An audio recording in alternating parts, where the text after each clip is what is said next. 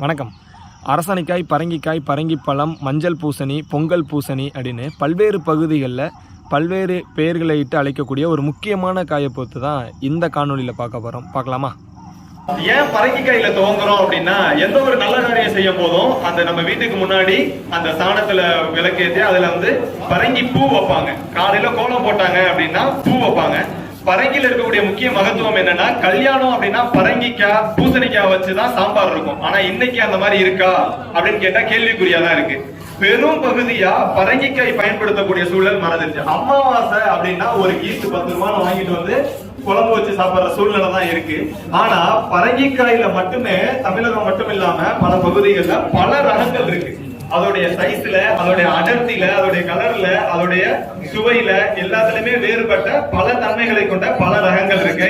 அதுல இப்போ நம்மள்ட்ட இருக்கக்கூடிய ரகம் செட்டு பரங்கி. இது ரொம்ப எளிமையா மாடி தோட்டம், வீட்டு தோட்டம், விவசாயிகள் எல்லாருமே வளர்க்கலாம்.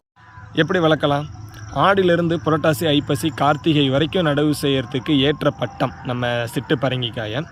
ஒரு 1.5 1.5 அப்படிங்கக்கூடிய இடைவெளியில் ஆழம், அகலம், நீளம் குழி எடுத்துட்டு அந்த குழி நிறைய மக்கிய தொழு உரங்களை போட்டு அந்த தொழு உரத்துக்கு மேலே வாய்ப்பு இருக்குது அப்படின்னா வேப்பங்கொட்டை தூள், வேப்பம் புண்ணாக்கு தூவிட்டு அது மேலே மேல் மண்ணுன்னு சொல்லக்கூடிய மேல் மண்ணை எடுத்து தூவி நல்லா கொத்தி கொடுத்துட்டு ஒரு குழியில் 3லேருந்து 4 விதைகளை நடவு செஞ்சோம் அப்படின்னா 3லேருந்து 4 நாட்களில் முளைக்கக்கூடிய தன்மைகளை கொண்டது பரங்கி விதைகள்.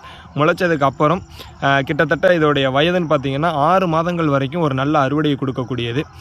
தொடர்ச்சியாக நம்ம எந்த ஒரு சப்போர்ட்டுமே தேவையில்லை, இருபொருட்கள் எதுவும் கொடுக்கணுங்கிற கட்டாயம் கூட இல்லை. ஏன்னா நம்ம நிறைய தொழு உரங்கள் போட்டு அதுக்கு மேலே தான் நடவு செய்கிறோம். சரியான தொழில்நுட்பம் அப்படின்னு பார்த்தீங்கன்னா இதுதான். நடவு செஞ்சோம் அப்படின்னா அதிகமான விளைச்சல் எடுக்க முடியும். ஒரு விவசாயி சந்தைப்படுத்துறதுக்கு ஏற்ற ரகமாக கூட இதை நம்ம பார்க்க முடியும்.